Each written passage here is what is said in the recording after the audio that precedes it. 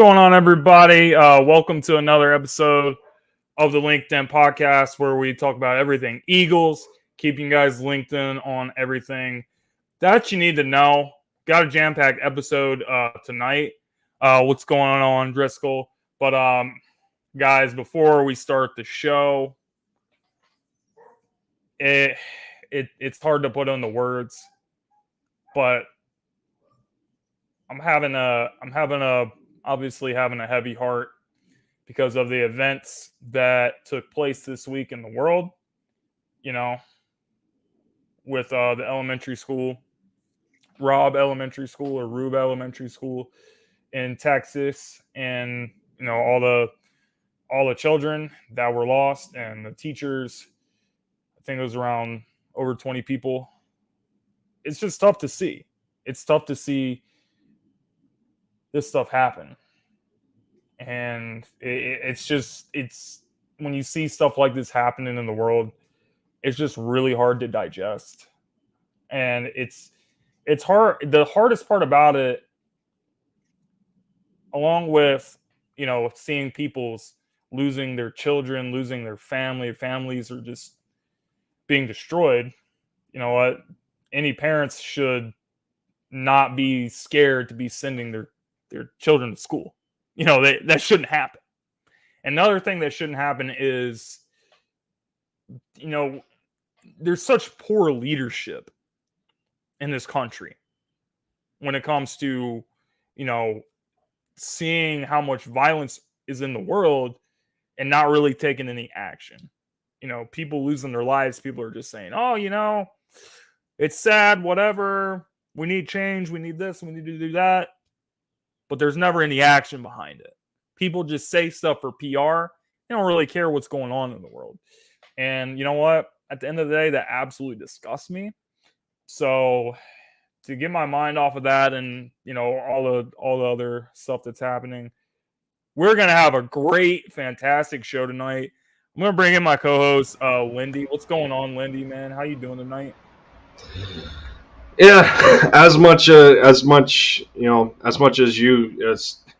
I tell you what, I wasn't doing any content for the last couple of days, just to reflect on what happened with in my thought process personally. Mrs. Endzone and I we do not have any kids yet, and when you go through the process of eventually wanting to start a family and understand, granted, you shouldn't worry about the world around you when you want to take advantage of the gift that God's given you, but at the same time there's just a little bit of a reservation there, because you just don't know what tomorrow's going to bring you.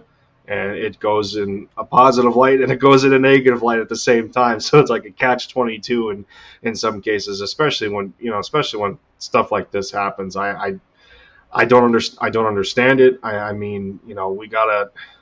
We just gotta do a better job of looking out for one another. And I just boil it down to the fact that it's a lot easier to be, mean and show anger than it is to be nice to one another.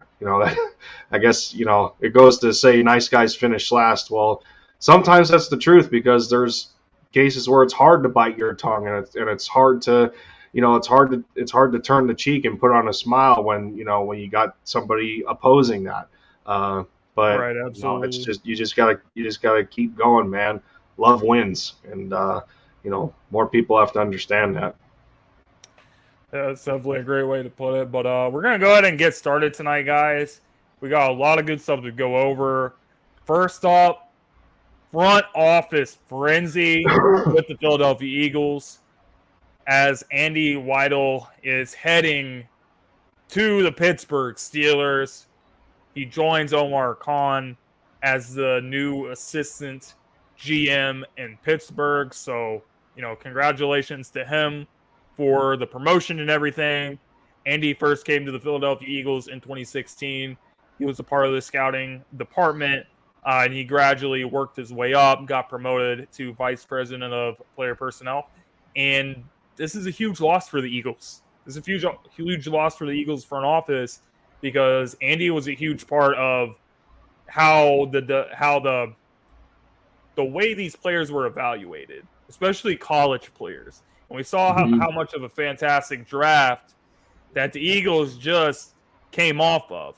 And obviously, everyone says Howie Roseman, great job. You killed it this offseason. But we got to give Andy a little bit of credit for that as well, as much of how much of a big impact that he had in that process with checking out the players. And not only that, guys, another thing about this whole situation is the fact that this is the fourth person from this offseason that has left the Philadelphia Eagles and gotten another job, a front office job. You had Catherine Raish going to the Cleveland Browns. You also had Ian Cunningham joined the Chicago Bears. And then Andy obviously goes to the Pittsburgh Steelers. And then Brandon Brown also went to the New York Giants. Kind of the same thing there. And then not only that, I mean, even in the past few years, 2020, you saw Andrew Berry get the GM job with the Cleveland Browns. In 2019, obviously, it was Joe Douglas going to the Jets. So when you look at it, the Eagles have kind of turned into a front office factory. So I guess if you're somebody that's a scout or somebody in a front office, come work for the Eagles for a couple years, learn what you need to learn, and apparently you're gonna get promoted or you're gonna find a good opportunity to go to another job. But it's very interesting to see how much this front office continues to grow, and guys come in and out, and they still replace them with high quality dudes that know how to evaluate talent and get the job done. And I guess it's not really surprising when you're an organization that's a winning organization that's in the playoffs every year. 15 of the past 20 years, Eagles are in the playoffs pretty much every year. Even last season, a rebuilding year for us, still in the playoffs. So that's something that I think has a lot to do with it. But Lindy, what are your thoughts? Well, I mean, obviously it goes to show when you hear about the number of internships and apprenticeships and whatever goes on in the front office in that regard, when you hear about the amount of them that's going on, and then eventually down the road you got these people built up in awesome positions, and then, well, if they can't necessarily find that kind of promotion here, which, the Eagles are known to promote in-house, just not as much as other teams. But, for them, because of how good of a job we do in just evolving these individuals in the front office, that just makes them prime candidates for a lot of other franchises in the NFL to say, well, okay, well, look who so-and-so is doing over there. Look what they're doing. And for the amount of success that we have shown as of late, more so than, well, going back a little bit into history, some of these people are attractive enough to, where teams are going to end up wanting them. And now, with the Catherine Raish situation, she goes over to Cleveland with Andrew Berry, and, those two can collaborate once again. And then you got, you talked about Andy Weidel going back to Pittsburgh, where that's where he started part of his career in the NFL, in terms of the front office. And now, yeah, I mean, it's easily some to say that he's going to be a big loss for this because, yeah, you mentioned it very well. This was lost my train of thought for a second, but he was a huge part of evaluating the players. Yeah. So I mean, we want to sit there and and bring up Howie Roseman and all this. Well, okay, well, somebody's got to be giving him the answers to the test. Somebody's got to show him, somebody's got to show him a list of players that, that he can, that he can decide on who to take or not and have. But ultimately, at the end of the day, Howie has the final say on, who is selected and who isn't. But Andy Weidel has done a fantastic job in terms of, getting the board ready for selection of guys that, are the best fit the best fit in that specific class. And Yeah. he's going to be a tough cookie to replace, no doubt. But hopefully a guy like Brandon Hunt, can fill a portion of his shoes. Not to say that he's going to do all of it, but and Brandon Hunt, he was actually a candidate to become the Pittsburgh Steelers GM. He did interview for the job, obviously didn't get it. Also was a candidate for assistant GM, also did not get that. And another thing that's worth mentioning about Andy Weidel is, now I found really interesting anyway, from what I was able to find out about the whole situation with Andy, he was the only senior level executive that was reporting directly to Howie Roseman. So he would go evaluate the players, and then he would just go to Howie and tell him, this guy's really good. This guy's really good. Put him on the board. Rank him on the board in the top 10. So on and so forth. And I think that's a lot. I think that's a lot of respect. So hopefully, he does his thing in Pittsburgh. I wish him the best and thank him for his time in Philly. And maybe, who knows, maybe he'll be a GM candidate a few years from now, and he'll get an opportunity to run his own team. But so we got a comment from Driscoll over here, or Dr. Sickle. Dr. Sickle, yeah. Dr. Sickle. Yeah, there you go. I called him Driscoll. Would you guys rather have Kyle Hamilton or Jordan Davis? Honestly, I don't think that we could have really went wrong either way. I think that the Eagles are a team that really values the defensive line, probably a little bit higher than we value the secondary. So that had a lot to do with why we, made the decision to trade up for Jordan Davis. I also feel like we had a feeling that the Baltimore Ravens were going to draft Jordan Davis. So they decided to go ahead of the Ravens and go get him. And the writing is kind of right there on the wall for the Eagles with Fletcher Cox. They redid his contract. He's here for a year. He can become a free agent after this season. He's going to stay in Philadelphia. It doesn't look like that's too likely beyond this season. Anyways, Jordan Davis, the guy was obviously a national champion with Georgia. Fantastic season with them. He's a first-round pick. He ran like a 4.7 at the combine. He's an athletic freak. He's big. He's strong. You know what? He's going to learn from a lot of good guys in this room. You got Brandon Graham coming back. Obviously, mentioned Fletcher Cox, Javon Hargrave. There's a lot of guys in the defensive line room that's been around the league that can really coach him up and teach him some really good stuff. So when Fletcher Cox leaves the team, he's going to be ready to take that torch and, become a piece that the Eagles can build their defense around for a very long time.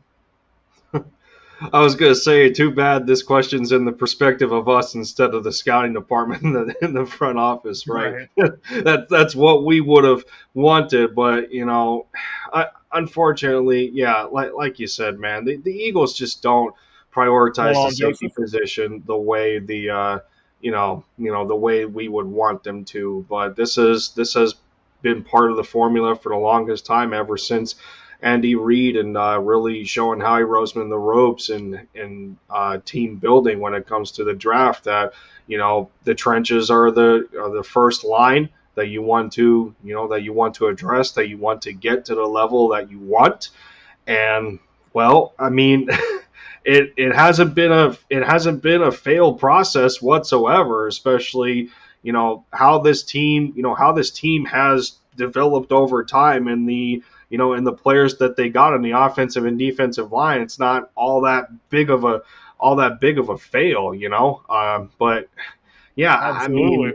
I mean, it's just, I think it's just because of the I think it's just more so current circumstances on what we're dealing with right now in terms of the depth chart, more so over the long run, because Kyle Hamilton would have been ideal in a position group that has very little depth, but it is what it is.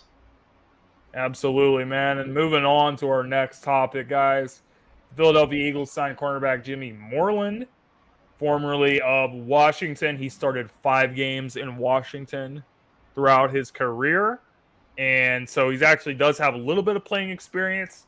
Most notably, he is James Madison's all-time interceptions leader. So he does have a little bit of that ball hawk instincts in him. He had 18 interceptions with James Madison throughout his college career, 6 defensive touchdowns, and he was the defensive player of the year in his conference, his senior or junior year, I believe. So pretty interesting. The Eagles were interested in him prior to last season when he was waived by Washington with the injury designation. Houston, he did not last very long on the waivers. Obviously, that's why Houston got him, and Houston decided to waive him this offseason. Then he comes to the Eagles. I think it's a good move. I think it's a very intriguing move that could pay off very well for us. It had some much needed depth at corner, especially the nickel spot. The slot is where you're going to see this guy get his opportunity behind Avonte Maddox, and I think it's a great move just because we don't have a lot of guys. When you look beyond Darius Slay, Avonte Maddox, and James Bradbury, God forbid there's injuries or something like that happens during the season. You know what? I said it on the last show. I feel like I say it every show that we do. I'm bringing it up. Last season, the Cowboys game, after we had stuff already locked up, I was like, all right, let's see what some of these young guys can do. And it was a complete disaster. So that's why if guys get hurt, God forbid guys get hurt this season, especially at corner, I am not going to be feeling great about it. But Jimmy Moreland, who's a 7th rounder by Washington in 2019, he's got a little bit of playing experience. He's got ball hawk instincts. He's not going to be starting, so he's going to get an opportunity to be a depth guy, and we'll see what he can do. We'll see what he can do. So I'm glad that they did it because I feel like adding depth in the secondary is something that we really need to focus on heading into the season. Yeah, I thought this was personally interesting to me after I seen James Madison University. What's going on, AK? Thanks for watching, bro. Personal note, Mrs. Endzone and I actually, we were in. Now, JMU is a Virginia-based college. Mrs. Endzone was going to go there to try and finish out her nursing degree, being that it was one of the top that it was the top program in the state of Virginia. But unfortunately, when tuition is almost $50,000 a year, yeah, we're not going to try and break the bank and do that. So plans have changed to that point. But I'll tell you what, touring JMU, it's a beautiful area. Nestled out of Harrisonburg, Virginia, specifically. But, awesome school. The football field, a beautiful place overall. But to get back to Jimmy Moreland here, I remember, a few days ago on my channel, I dropped more of a instant reaction video than I did, doing some of the necessary homework and, doing and digging a little deeper into them.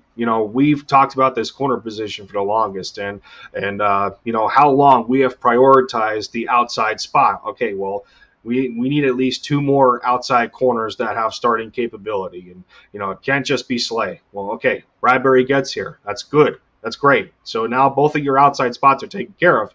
Well, okay, Avonte Maddox is sitting there in the spot all by himself where the depth behind him isn't all that attractive. So we're talking about Zech McPherson on the outside. Well, really, Zech isn't all that fast enough. So a move to the slot would probably benefit him. Especially after the example of watching Avonte on the outside and him just getting subjected and victimized by just receivers either faster than him or being prone to double moves. And he goes back to his natural spot and he ends up being one of the best in the NFL last year.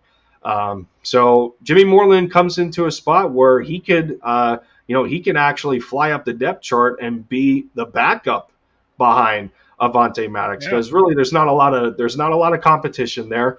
I think in about 30 games for Jimmy, I think he started at least 15 to 17. So that's plenty of experience, especially for him being a late round draft pick. So you put him in battle with guys like Zach McPherson if you put him in the slot to see if he gets a better chance, or, well, Josiah Scott has been sitting there for the longest. So, I mean, now you're in a spot where you have all three cornerback positions between the two outsides and the slot. You got them shored up with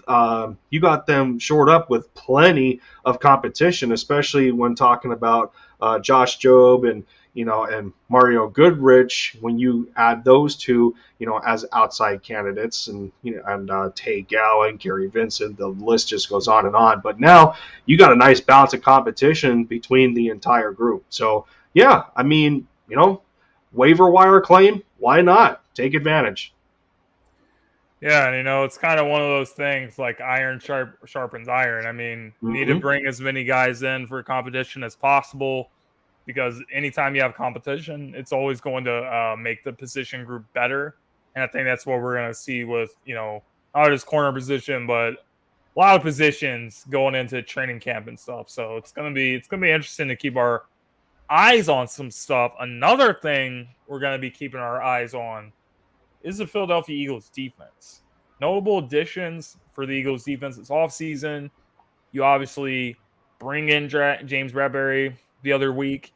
You brought in Nakobe Dean, Jordan Davis in the draft. You signed Hassan Reddick. You signed Kaiser White. So you've really improved the linebacker position. You've really improved all across the board defensively. So that begs the question. Last season, Jonathan Gannon, you know what? A lot of people didn't love him. I'm one of the people that didn't love him, if I'm being real. Yeah. But you know what? He did what he could with basically what he had. So I can't really be too upset. But now it's go time. It's go time for Mr. Jonathan Gannon. What is he going to do with these pieces? He spoke at his press conference this week, and the biggest thing that probably stood out to me was he loves to have guys that are versatile players that can play different positions, line them up at other sides of the field, whatever you got to do. Because in the NFL, everything can look good on paper and stuff, but it's about matchups. And it's not just about the matchup per se, but it's about what matchups work in your favor and how are you going to exploit that week to week. And when you have guys that, can really only play one position, that's not really going to go in your favor too much. But if you have a bunch of guys that you can move them up, you can move them strong side linebacker, weak side linebacker, guys that can play interior D-line, that can play on the edge, that can play outside linebacker, whatever you're going to do, which is what I think is going to be the case for especially Hassan Reddick. I think Hassan is going to be a huge weapon for this team, especially on defense.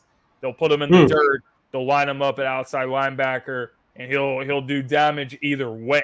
So I really think that having these guys that can move around the field and do this type of damage is going to be huge for Jonathan Gannon. It's going to be huge for the entire Eagles defense. Having that versatility, trying to take advantage of these matchups. So for Jonathan Gannon, you got the weapons, you got the type of players that you need to run your system. Now it's time to put these guys in a position to get it done, and hopefully you have success.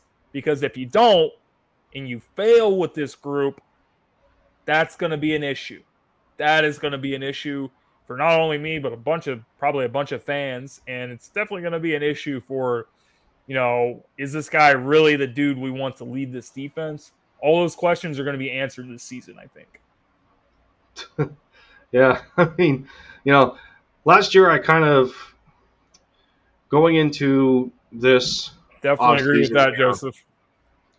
Going into this offseason here, I kind of felt that Gannon suffered from a Schwartz syndrome, if I can put it that way, in regard to, how many years of us watching a Jim Schwartz coached or coordinated defense, and the bend don't break, and overly cautious, stuff like that. But Schwartz and Gannon suffered Gannon in 1 year suffered the same thing that Schwartz had for, at least, I think 2 to 3 years, if not more. And it was just the lack of personnel to properly carry out what he wanted to do defensively. Well, now you can most certainly say that this Eagles front office has done a lot more for Gannon than they ever have for Jim Schwartz. I think that's easy to say.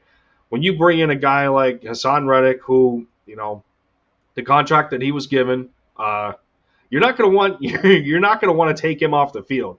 You're going to want him on for as many downs as possible to really take advantage on what you want him to do.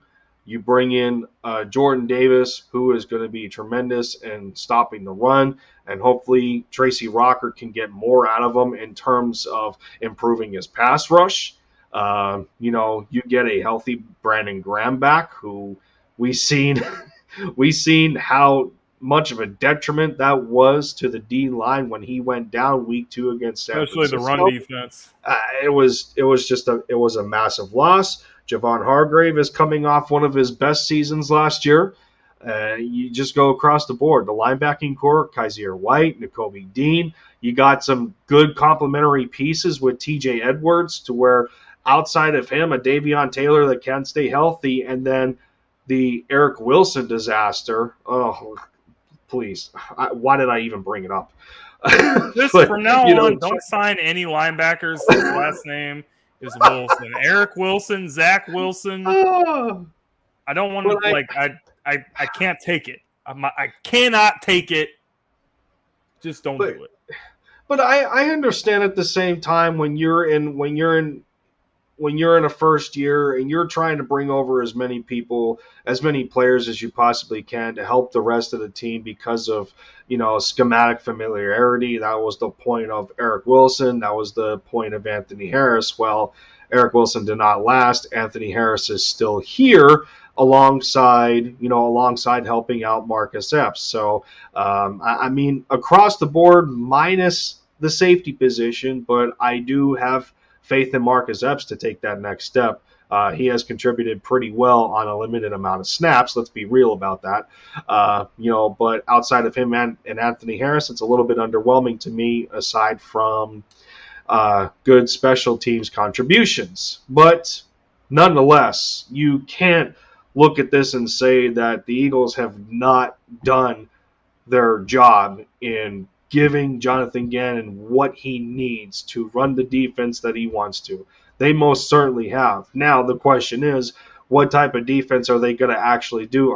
Is Jonathan Gannon going to stay in a hybrid kind of look? Is he going to overall? Is he going to blanket deficiencies, or is he going to scheme to strengths? And the way that this defense is set up now. The way it's set up now, he better scheme to strengths because he has every type of player that he's looking for. He's got every type of player. But when you diagnose it a little bit, to me, I don't know. The defense looks like it would be very proficient in a 3-4, but I have no idea coming off of a 4-3 and some 5-2 fronts. I mean, we'll see, but I'm very excited either way to see what Jonathan Gannon can create here, because it should be nothing short of a definite improvement from what we've seen last year. Yeah, I mean, I think on paper, which games are not played on paper, you got to put it together on the field. But I think I'd be lying to myself if I said, this defense can finish in the top 10. I mean, it's really not that hard to do. The only real concern is a safety spot. And you mentioned Marcus Epps, and Jonathan Gannon was, he was also at his press conference saying all this good stuff about him. He hasn't really got an opportunity to get play as a starter, so he has to be consistent over, playing a lot more snaps. He has to be consistent over a full 17-game season as well. But you're never going to know. You're never going to know unless you give him an opportunity to play. So if I was the Eagles, I would see what he can do at first. And, I know a lot of people brought up Jesse Bates. I wouldn't pull the trigger on going after Jesse Bates just yet.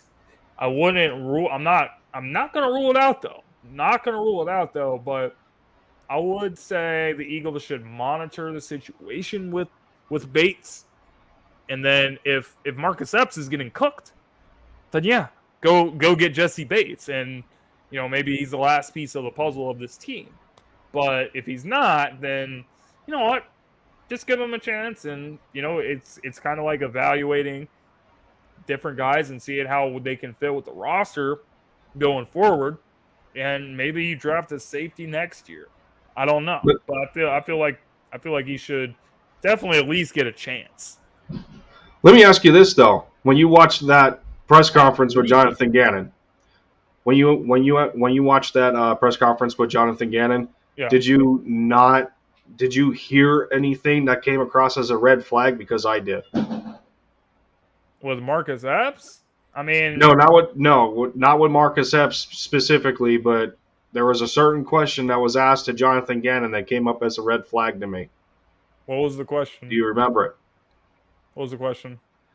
It was regarding schematic changes to his defense, as to whether it would look the same or different from last year. I don't remember that. Like, what did he say? Jonathan Gannon basically said that it's going to look the same as it did last year. So that kind of raises a concern to me as to what parts of the defense are going to look the same. Is he going to have the same aggression that he did we're at going to not blitz and do a bunch of soft coverage and stuff? See, there you go. I mean, if he does that, then he might as well say he wants to get fired. Because I mean, you have a bunch of guys.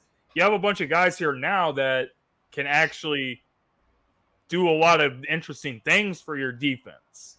You got guys that can. First of all, the linebackers is the most improved position on the whole team, even more improved than wide receiver. Because with wide receiver, obviously Jalen Reagor is trash, and AJ's a huge upgrade over him. But you still had Devontae and you still had Quez. With linebackers, you pretty much had TJ Edwards, and that was it. And you bring in Kaiser White, and you draft Nakobe Dean, and you get Hassan Reddick. Definitely the most improved position. So you have guys that can tackle, you have guys that can pass rush, and you have guys that can cover pretty much in all three levels of the defense. So, yeah, if you're doing the same crap, which was playing it safe, because our pass rush just wasn't the same without Brandon Graham, then we have a serious issue on our hands. That was the whole point of us making these moves, so you could run a better defense, so you can really open up your whole playbook and do all the dangerous stuff that you're always talking about doing. So if he doesn't do it, you might as well just fire him, because he apparently doesn't know what he's doing if that's the case. It's just a shame, because he just didn't have enough. He didn't have enough guys that were able to control an area. And then when we seen kind of, out of this dimension type of stuff where he's dropping D tackles into coverage, like, dude, what are you doing? It's no, we're seeing Fletch. We're seeing Fletch dropping into coverage and doing all this wacky sort of stuff. And I did see that comment. Although there was a Jordan Davis pick six this season, I actually wouldn't be mad about that. That would be amazing. Yeah, but no. I mean, to sum that portion up, that just drew up a red flag to me as to him saying that nothing is going to change from last year. I mean, it raises some concerns, but guess we won't know until the preseason and we see what we plays won't, he's using. Yeah, no. Which he's not going to show his whole playbook in the preseason, but it'll at least give you a little bit of an idea. But in terms of us using Maddox as a safety, that's just certain. Well, I'm not going to say certainly not going to happen, but I mean the only sense that would I think make he's good where he's is at. if your depth was that bad at safety, either you're going to make a move to improve it instead of switching somebody out of position. I mean, think about it. Last time Maddox played safety was in his rookie year because we were in that exact We had no kind of. safeties. That was I the mean, year like our whole secondary, like everyone was hurt. yeah, we were in that exact kind of problem. So I just don't see a move like Maddox back to safety to justify anything unless you're that confident in Jimmy Moreland or Josiah Scott or Zach McPherson to take a step into a starting role. But no, I mean, if it ain't broke, don't fix it. That's the easiest way you can put it. Yeah, I mean, the only way this would happen, I think, the only scenarios if Jimmy Moreland balls out or like really impresses people enough to the point they're like, all right, this is gonna be like the slot guy, and then Maddox is gonna like rotate with him and Epps. That's the only scenario I could see happening. But is that the most likely scenario? I would have to say no. Maddox, no. He earned his contract extension last year. He completely balled out in the slot position. He obviously is short, so he's not gonna be able to be good on the outside. Because he's 5'9". If you have guys that are like 6'1", 6'2", and taller, then they're pretty much just gonna go over the top of this guy like it's nothing. And he did his thing, man. He's quick. He can do his thing in the slot. He's a playmaker. So I think that he's good where he's at. Slay's good where he's at. And Bradbury's going to hopefully be good where he's at. So the corner position, I hope, is not going to be something that worries us for this upcoming season. Yeah, I mean, if you don't move McPherson to the slot corner spot, I think Moreland is now the tallest slot corner. I think he comes in at like 6 foot 180. So Josiah Scott's about as tall as Maddox. But yeah, no. Either way, no. I just don't see that happening for Maddox. But Moreland should be familiar to Eagles fans from the 2020 debacle season, in which that was one of the famous interceptions that the old number 11 threw when he was targeting a rookie John Hightower, and Moreland just sat back and jumped with good anticipation and picked him off. He took advantage of a rookie who was playing soft, and he took advantage of a quarterback who was terrible. So there you go. So now that Moreland is on our team. Hopefully he does it again. Hopefully he does it again when we play week 3. Right. Also week 10. Put him out there on purpose. I don't know. Maybe he shook. But I know that when it comes to Wentz, this team's definitely going to be excited to play up against him. Like, I mean, I really hope that the NFL puts the mic'd up on Brandon Graham, because we already know, like, if you ever seen Brandon Graham mic'd up, this man is always talking trash to people, like, so much. Right. Like, he's talking about people's moms. He's always messing around with people. Like, even I remember against the 49ers, Fletcher Cox had to tell him to, like, get back and stop playing around. That would be a legendary mic'd up. But with that being said, I want to get to a really interesting debate here now. So when you're talking about players on this team, and there's pressure on a lot of guys, but which players has the most pressure on them for this season?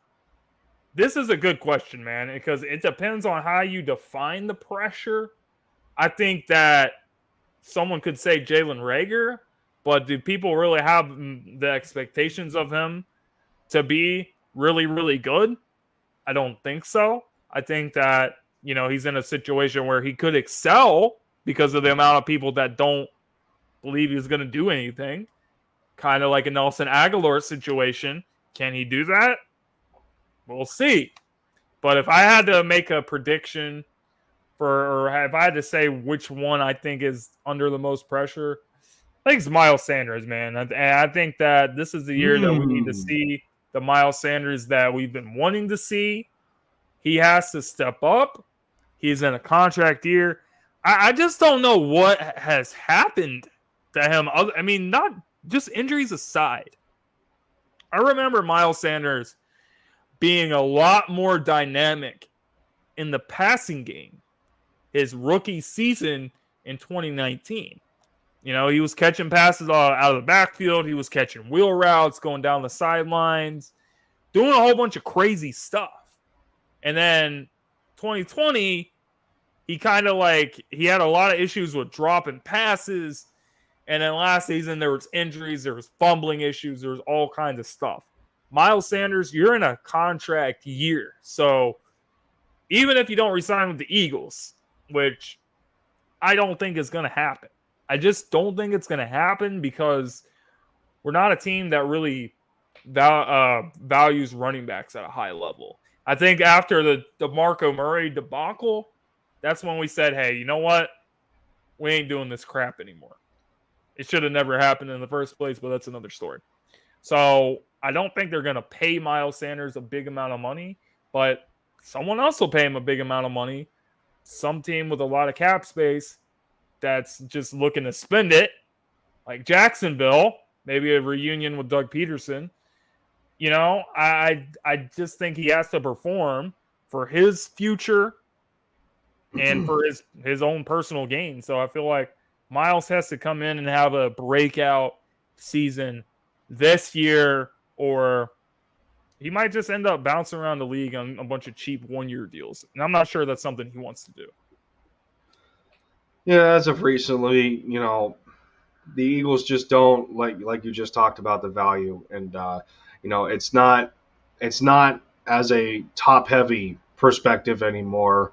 More so that it is a committee perspective. They want a group of running backs to be able to gash a defense, to give them more looks. It's not so much about the number one anymore. Like, that is the profile guy. That is the guy that they are going to go to, and then your backup is a secondary in like an emergency situation, or if your guy's hobbled or whatever. The Eagles aren't really about that anymore. Sure, they want a little bit of a dynamic, and they do have it between Miles, Boston Scott, Kenny Gainwell. It's still intact like they had it last year. The only difference is that Jordan Howard's not here anymore. But when you say pressure, Jim, do you take it as a complete? I mean, this is a guy. Do you take it as a complete personal? Do you take it from a personal perspective in Miles, or is there also a team pressure in where does the Eagles go on? We drafted Miles Sanders to pretty much be a star at the running back position. Second round pick, yeah. He's from the same area as guess who? LaShawn McCoy. He was a second round pick. LaShawn McCoy was a second round pick, and not only that, they were both picked at the 53rd pick. So there was a lot. I think there was like already comparisons and pressure on him from the start. But we gotta have a little bit better, man. Like just give me. Yeah, he's always in the shadow of Saquon. Yep. I just need him to give me a productive season. I'm not saying he has to go out and rush for 2,000 yards, be Derrick Henry. Just go out and give me a solid season. Give me 1,000 yards. Give me a few touchdowns. You know, I mean, the guy didn't even, I'm not saying it's all his fault he didn't get in the end zone, because I wouldn't say that we have used him as the ways that we should. I mean, even when Doug Peterson was here, I mean, we were running the ball like he was getting like 6 carries or 9 carries for the whole game. Like, that's just not good enough. And Sirianni was not running the ball either in the first part of the season. Did a lot better job this season. And then you brought up Kenneth Gainwell. And I want to bring up something that he actually said in an interview earlier this offseason. He said he wants to go crazy this year. He wants to have a really good season. So, you know what? If they're doing running back by committee and he keeps getting outplayed by Kenneth Gainwell, I think that's going to make it really tough for him. but Miles Sanders seems to have a little bit of a chip on his shoulder there. If he really does, he'll hear like what everyone else is saying about him, and then he'll just go out there and perform at a high level, and then we'll say, are we going to bring this guy back? Are we going to extend him or what? We don't know. But that's what I'm looking for. Just have a productive year. You don't have to be crazy. Give me 1,000 yards, a few touchdowns, and everything will be good. I think first he's got to stay healthier for longer than 12 games. That's his biggest problem. Are you going to pay a guy that has questionable injuries? Probably not. No, the best ability is availability right now for him. And when you're looking at a guy that has had a nagging ankle injury for how many years now? He's had an ankle. He's broken, a couple of fingers, I think, before the Tampa playoff game. I think he had a hamstring issue at one point. And these things start. They just start to pile on. And it also, Jock Talk, been a minute. What up, man? But it also brings up the idea of when you seen at one point, going to the Dallas Cowboys and them starting to feature Tony Pollard a little more than Zeke Elliott when Zeke was going through those injuries and they thought they had something in Tony Pollard. Well, when you bring up Kenny Gainwell wanting to really go off this year, is that something that Miles may unfortunately get subjected to if Sirianni starts to prefer Kenny over him? That pressure is going to continue to mount. Kenneth Gainwell last season had over 500 yards from scrimmage. Didn't he have 10 total touchdowns? Yeah, he had 500 yards. It was total with receiving and rushing. I think it was like 300 or so receiving and 200 yards rushing, and then he had like 5 touchdowns. And he was healthy the whole year. He was healthy the whole year. So I feel like, I feel like it was really interesting to see how much he was getting the ball, especially like in the red zone. He was always scoring. Every time he got the ball within, the 10-yard line, he was always scoring. So Miles, I think he has to be the most productive back if he wants to get the most touches. That's going to put him in a position to get that contract extension that he's looking for. Yeah, definitely. Now, I guess it's my turn to pick a player here. Who you got? I don't want to take the typical punching bags here, which is Rager, Jalen Hurts. You just mentioned Miles. When you narrow it down, it just gets a little bit harder. But who we got? I'll throw a curveball out here. Who we got? Do not take it and run with it. In terms of pressure, I think there's going to be a little bit on him in terms of some minor inconsistencies last year, although he was very productive. Obviously so, because he is the number one target in that positional group. But that's Dallas Goedert. It's probably shocking, but hear me out. There is a little bit of pressure on Dallas. He just got an extension. He had some issues with his hands. He had some issues with his timing and concentration. He was dropping some very routine passes that Jalen Hurts was giving him. And when you are the number one tight end, sometimes regarded as top 10 in the league, and you look at Pro Football Focus and they say, by their rankings, Dallas Goedert was the 4th best tight end in football for the last couple of years, ranking behind guys like Travis Kelce and George Kittle and Mark Andrews. If you're in that upper echelon and you're showing some problems that, first and second year players are being subjected to, in stuff as easy as concentration and catching the football, considering that he just got an extension, then, you kind of you got to bounce back from that. Okay. And then you add the AJ Brown acquisition. which is another target on the field that's going to take some of that stresses away from Goddard, because that's somebody else offensively that the defense has to pay attention to.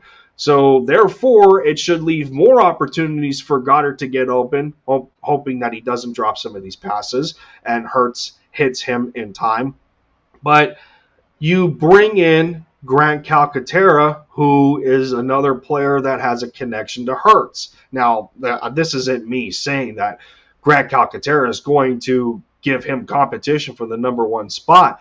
But the point here is that at any point in time, when you start to improve the depth out of position to where somebody has held that spot for the longest time, well, you got a little bit going on there. You got a little bit of the issues he had last year, and then you got a little bit of other positional groups getting massive improvements. Okay, now it's kind of time to put the big boy cleats on and show your team and show the league why you are graded as high as you are, and be consistently looked at as a top tier tight end. So that's why I put Goddard into the conversation. Man, that's really interesting, because I feel like Goddard should be one of the people that, and you make a really good case. I'm not saying like you're wrong or anything that you just said, but man, if you're Goddard, man, how can you not take advantage of this offense? That's what I'm saying, yeah. You have AJ coming in, that's going to take pressure off of you. You have Devontae that's also going to take pressure off of you. Quez is a burner that, people are going to have to respect his speed enough, even though you have Devontae that's a really good receiver and AJ that's a really good receiver. You still got to watch out for this dude, because, this guy was getting, 70-yard, 80-yard gains last season when he got his opportunities. I mean, didn't he have like a 90-yard reception against the 49ers? I mean, you got to respect that. So when you have three guys that's capable of doing serious damage to you, then for Goddard, I feel like that opens up the middle of the field for him to go out and be a dominant player. And yes, he has had the issues with the drop passes. That's the one thing Zach always had on him, was that Zach, while he was a great route runner and he had great hands, he couldn't really get yards after the catch, but he was always catching the ball. He didn't really drop passes like that. So Goddard is a beast in the open field, but he got to be more consistent with those hands as well. And I feel like with the dudes around him, there's no excuse for him to not, be dominant this season. That's exactly why I put him into the conversation. Have the most pressure. And I had to research quick and think to myself, I'm pretty sure Goddard has a Pro Bowl under his name, and I think it came last year. I think it was last year. I think he was in the Pro. It was either last year or the year before Goddard was a Pro Bowler. But nonetheless, he's in a situation where you're not in conflict with Zach Ertz anymore. He's in a situation where he is the definitive number one. He is in a situation where up until the A.J. Brown acquisition, he was arguably the top target. The Eagles' top target was their tight end, because Smitty wasn't there quite yet. But as a rookie, he was phenomenal. Quez isn't there quite yet. The league knows how much the Eagles favor their tight ends, because we have had a blessing of a history of them when, for me, in watching Brent Selleck go from Selleck to Ertz, from Ertz to Goddard, and it like that string of guys, we were lucky for that. And we were lucky to even poach Dallas Goedert out of that draft, jump in front of the Dallas Cowboys, who needed a tight end. And we just snatched Dallas right out of their hands just to watch Goddard's, evolution as a player, and, and standing out as much as he did when Zach Ertz was still on this football team. Now there's no excuses for him not to have another Pro Bowl season, especially especially when everyone's talking about A.J. Brown. Okay, well, wait a minute. You're already throwing Goddard to the wayside like you just did not see him have, the last couple of years that he did. Wait a minute. He was the definitive number one target for the Eagles. So now A.J. Brown comes into the mix, and you're thinking, okay, well, all right, Goddard should explode then. So he's just, bottom line, he has to fulfill his obligation to this extension that he got, because they paid him like a number one, and it was a competitive contract. So yeah. that's why I put him in there. Yeah, granted, it may be speculative, and that's how you took it a little bit at first, like, oh, okay, caught you off guard a little bit. But when you start to think about it, yeah, he's in that conversation. Right, absolutely. And I just think with all the guys that are on this team now, like this offense should be one of the most explosive offenses in the league. Loaded. I think Smitty's going to have a huge season this year. I think AJ's going to be a huge pickup for us. So, just with those two guys alone, like, if you're going to focus on double teaming AJ Brown, then you're going to leave Devontae Smith on island, and he's going to cook somebody. And then if you're worried about Smitty and you're worried about AJ, then you're going to get cooked by Goddard. So I feel like you're kind of right. I think it's kind of an unorthodox answer, because everyone's going to say Jalen Hurts because, let's face it, the media doesn't believe in him. They don't think he's good. Like, as we wrap up the show, I want to bring up this clown, Chris Sims. Before you go there, I'm going to segue into the conversation though. When you bring up Chris Sims, I'm going to segue into it. But I have to say this: Chris Sims, judging by the moves that the Eagles have made in relation to Dallas Goedert, we understand now that Nick Sirianni is going to want to throw the ball a lot more. So therefore, you're going to see a lot more 11 personnel setups than 12 personnel, because you're not going to want to have two tight ends out there and make it look like you're going to have a lot more run fits than you are pass fits. Okay, so that's only going to elevate Goddard as a feature, receiver on the field with those, with AJ Brown and Devontae Smith. And where else was I going to this? Lost my train of thought again. But when you bring up the Chris Sims thing, okay, players under the most pressure, we have to bring this up to the people. Why are we, between the two of us, why are we not including Jalen Hurts as one of those guys under pressure? Because it's the most obvious answer. Like, everyone's going to say Jalen Hurts. He's a quarterback of the team. Like, any quarterback of any team has pressure on them to perform, because it's one of the most important positions in sports. Problem I have with Chris Sims is this guy's a clown that last season, when he made his little list of top 40 quarterbacks, he had a bunch of bums that were basically holding clipboards like Case Keenum, saying, oh, Case Keenum's better than Jalen Hurts. Like, seriously, even if he had Hurts as ranked as 40th, he would still be a clown, but he'd be less of a clown for that. But it's not really where he has Jalen Hurts ranked. He has him ranked as a 25th overall quarterback in the league. It's the guys that are ranked ahead of him that Jalen, without a doubt, outplayed these guys. He outplayed every single rookie quarterback from last year's class. I know it was technically Jalen's second year, first year as a starter.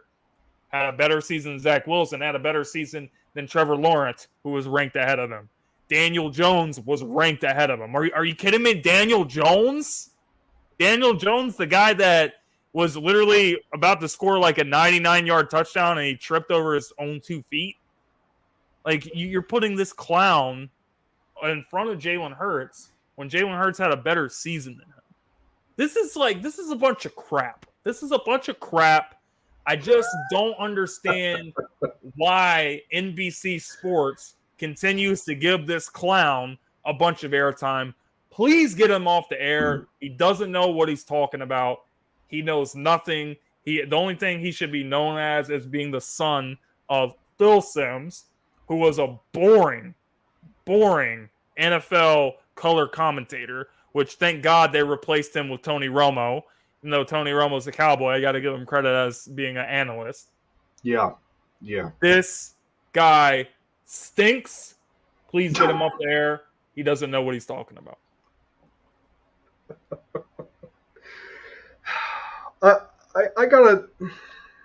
I know we're over. Joseph, he stinks, man. I don't know either. I mean, he was garbage. We're over the mark here, but I gotta bring this up quick, and I gotta bring this up quick, and I'm tired of hearing it. Okay, I'm tired of hearing it.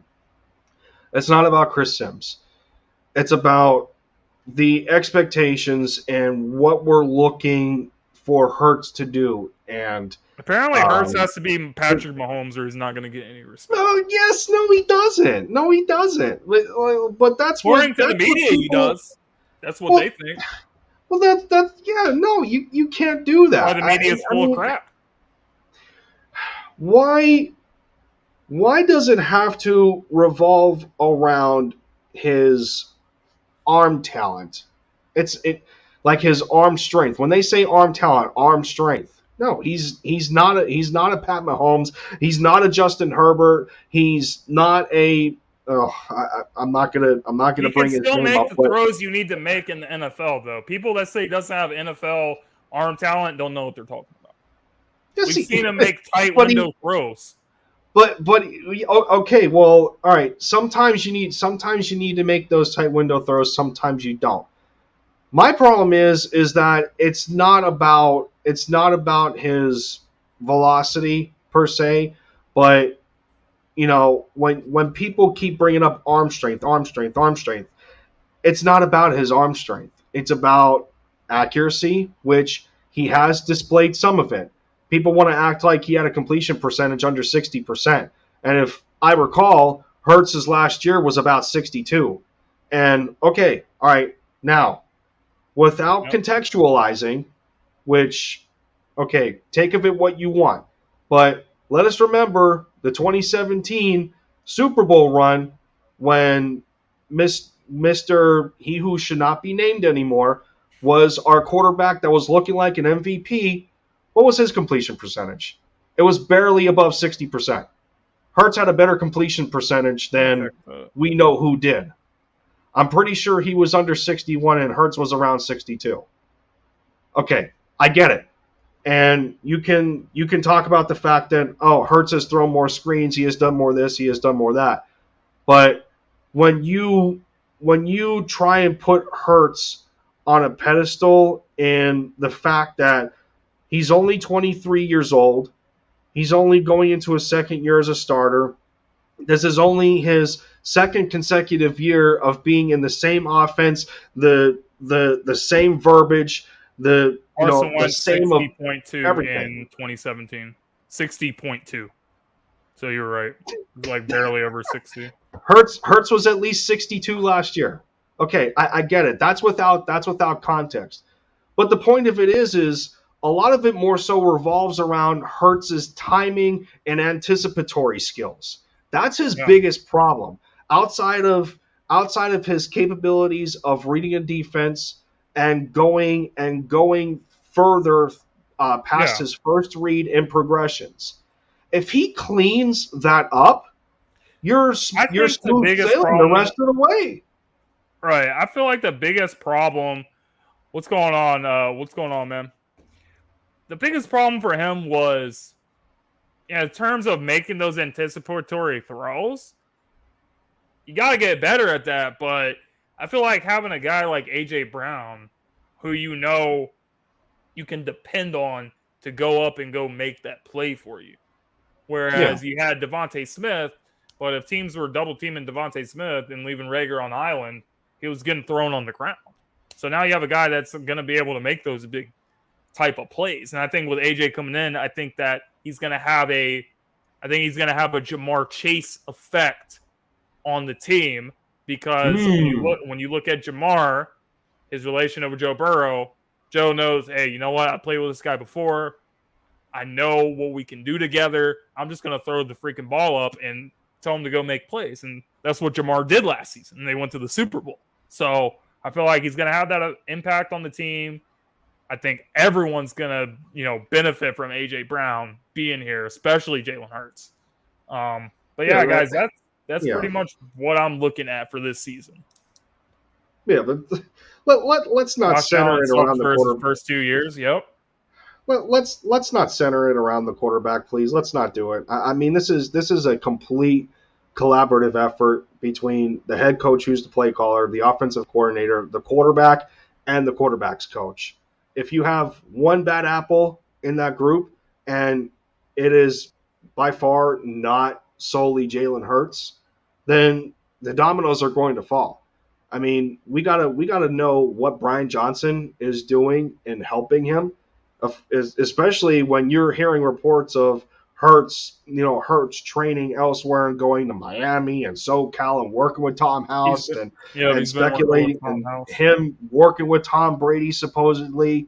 All right, well, what's Brian Johnson doing in the middle of all that? Okay, so it's up to the player to retain the information, work on that, work on what he's supposed to, and put it into action. Yeah, but if you don't have a coaching system in place that's not going to allow him to take that next step that he's supposed to, then okay, well, what is he doing then? So that's just me. Let's not make this solely on the quarterback. And no, I mean Jalen definitely has to perform and play at a high level and take the next step. But I mean, it's a team sport, it's a team game, so. Lamar Jackson had the same criticisms, people. All these other guys, exactly. That's why Lamar is a great comparison, not because stylistically as a player, but just the way that Lamar carries himself. Everyone in the locker room was always believing him, despite people were saying, "Oh, this guy can't throw, he can't do this," and he won the league MVP his second season. He won the league MVP his second season, and Lamar's he's a leader and a winner, so. I feel like Jalen gives off the same aura, and the team's behind him. They support him, and it's going to be a successful season for him and the team this year. How many weeks after a Ravens loss did you see on Twitter or wherever else of people saying, the Ravens lost because they had a running back playing quarterback? Hurts has had the same criticisms, people. Like, come on, stop it. Kid's 23 years old. Lamar, the criticism. I don't think it bothers Jalen, though. Jalen's not. It doesn't. Like he's not like Wentz. Like everything gets in his head. In fact, it makes him better. It makes him better. It made Lamar better. It will make Jalen better. So I love the criticism. Chris Sims, if you want to keep saying what you want to say, keep doing it. I think it's like Jalen said. The only direction is to rise. But we went a little bit over the hour of our show tonight. Just want to say thank you guys to everyone that was watching. Thank you guys very much. If you guys are new, please subscribe to the channel. Please subscribe to Lindy Endzone too. He's the Eagles content creator, just like me. We get together every Friday night, talk about the Eagles. Love to do it. And on behalf of everyone involved here, all Eagles fans and division rivals, like we got some Giants fans in the building tonight as well. It's always fun. But the NFC East in here. Let's go. Appreciate you guys, man. And we'll see you guys soon. All right. Peace out.